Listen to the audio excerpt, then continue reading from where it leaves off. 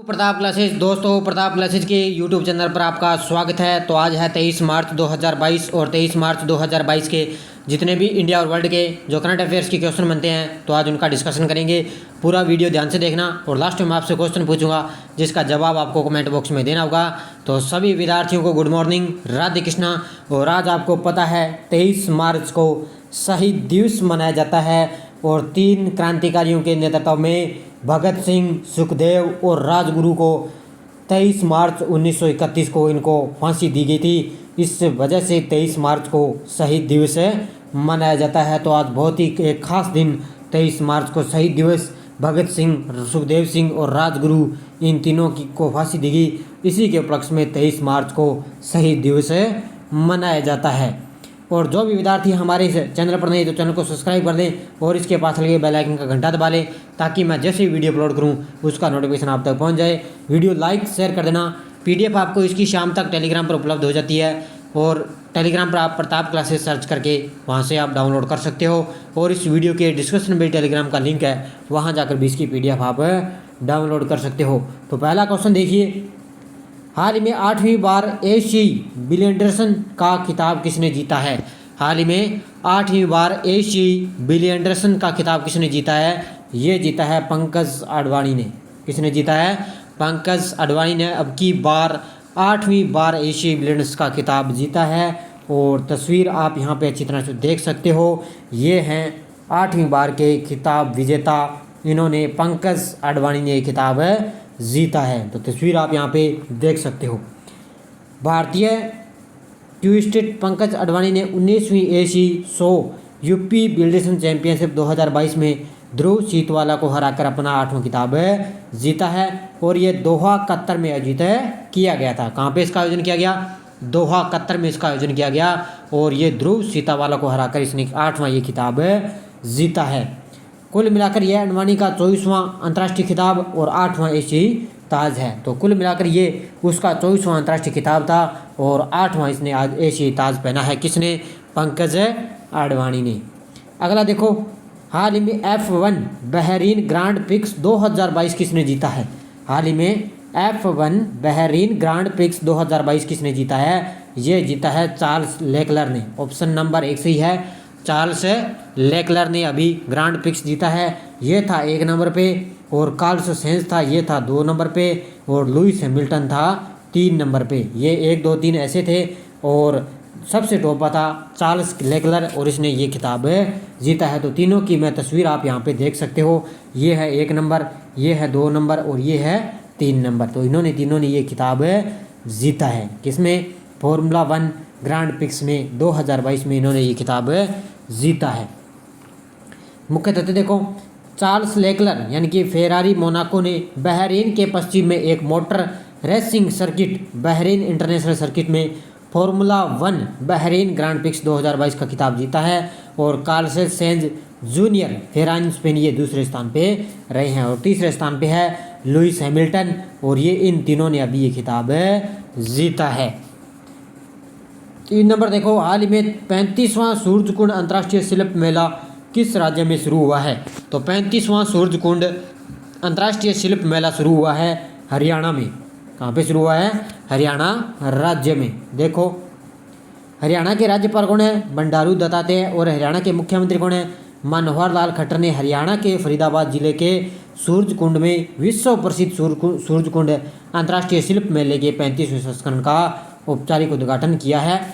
किसमें? 35वें संस्करण का। और यह मेला 19 मार्च से लेकर 4 अप्रैल 2022 तक खुला है। तो ध्यान रखना, 19 मार्च से ये स्टार्ट हो चुका है और ये 4 अप्रैल तक खुला है। और अब की इसकी शुरुआत 35वें संस्करण की हरियाणा में हो चुकी है सूरज मेले की।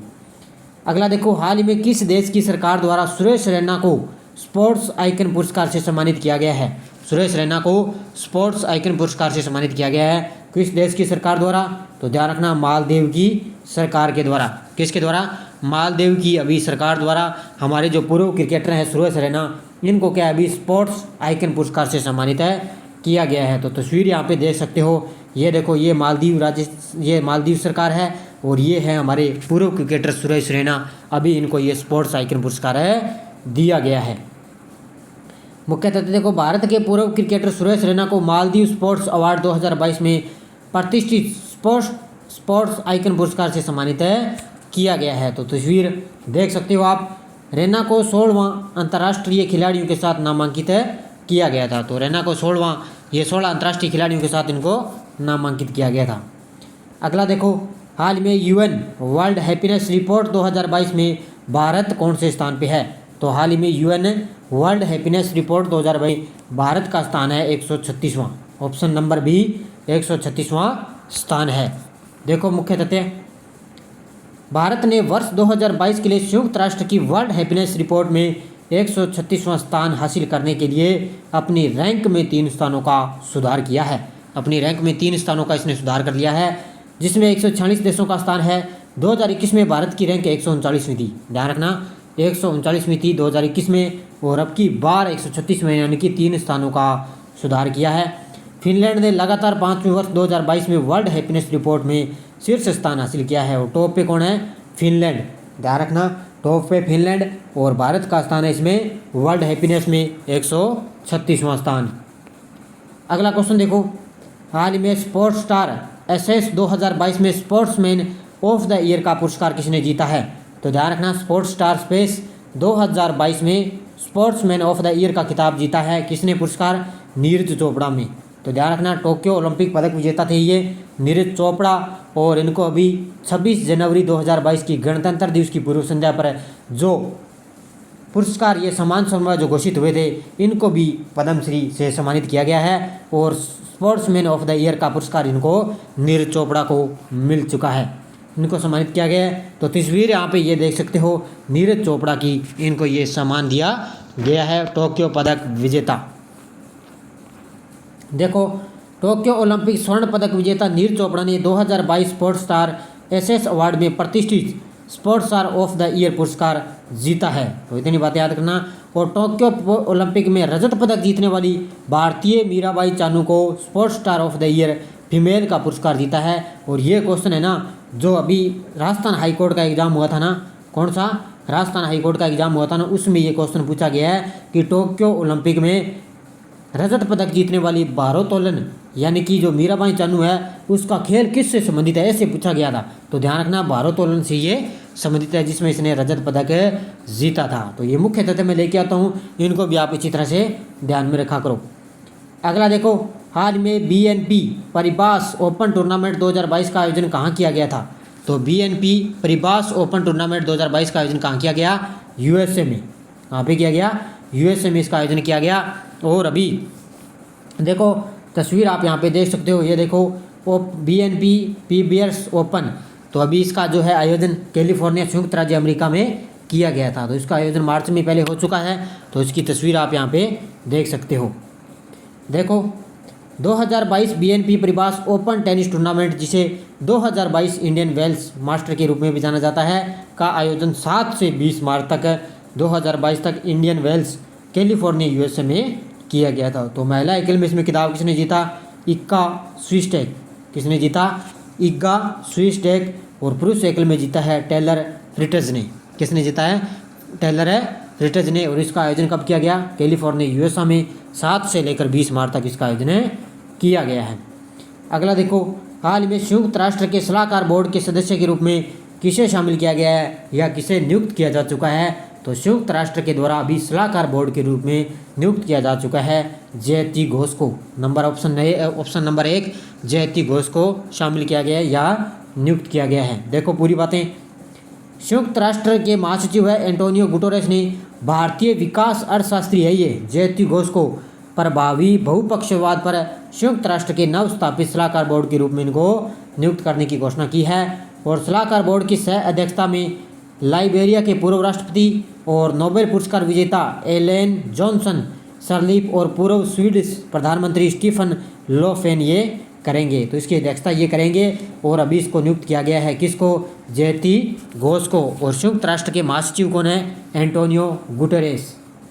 अगला देखो, हाल ही में more than just surgery life lessons beyond the OT नामक पुस्तक किसके द्वारा लिखी गई है? तो ये लिखी गई है doctor Teh mutton eras Udwadia. ये नाम थोड़ा कठिन है, तो डॉक्टर तेहमटन एराज उडवाडिया के द्वारा अभी more than just surgery life lenses beyond the OT नामक पुस्तक इनके द्वारा लिखी गई है। देखो पद्म पुरस्कार विजेता थे ये डॉक्टर तेहमटन एराज उडवाडिया ने more than just surgery life in lenses beyond the OT नामक एक नई पुस्तक लिखी है। भारत सरकार ने उन्हें 2006 में मेडिसिन के लिए पद्मश्री मिल चुका इनको, और 2017 में मेडिसिन के लिए पद्म भूषण से सम्मानित किया गया है। तो ये ज़्यादा आपके लिए महत्वपूर्ण है। 2006 में इनको मेडिसिन के लिए पद्मश्री और 2017 में मेडिसिन के लिए पद्म भूषण से इनको सम्मानित किया गया है। अगला क्वेश्चन देखो, हाल ही में विश्व जल दिवस कब मनाया गया है? हाल ही में विश्व जल दिवस मनाया जाता है 22 मार्च को। कब मनाया जाता है?